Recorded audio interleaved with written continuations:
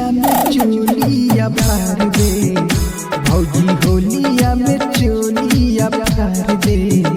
ढेर बोला बात चप्पल से मार दे। अच्छा ढेर बोला बात चप्पल से मार दे। हाँ रंग ढूंढिए में तहरा ढार दे, रंग ढूंढिए में तहरा ढार दे। लगे आई बात चप्पल से मार दे। काहे हो? ढेर बोला बात चप्पल से मार दे। पिटैबा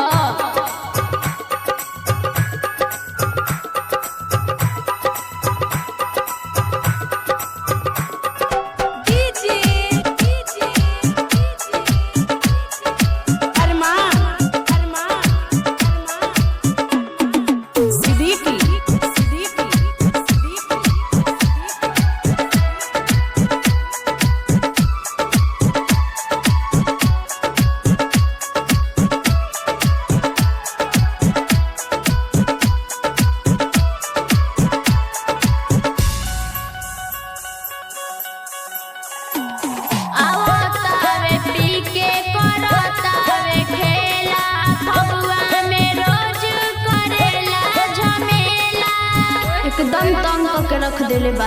नहीं नहीं आवतावे पी के करतावे खेला, फगुआ में रोज करेला झमेला।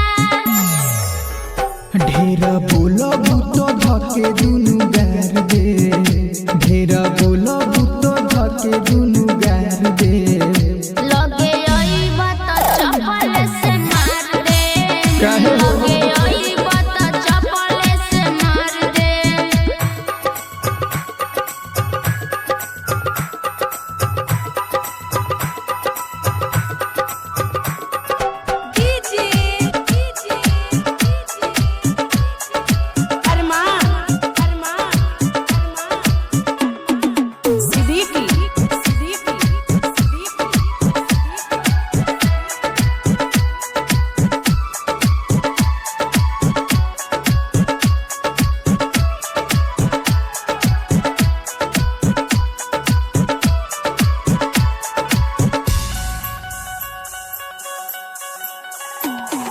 बिरजस बिहारी तोहर लम्हर पिछकारी, मुहावा से निकला ता कटल कटल गारी। गोरिया तो भौजी नु हो।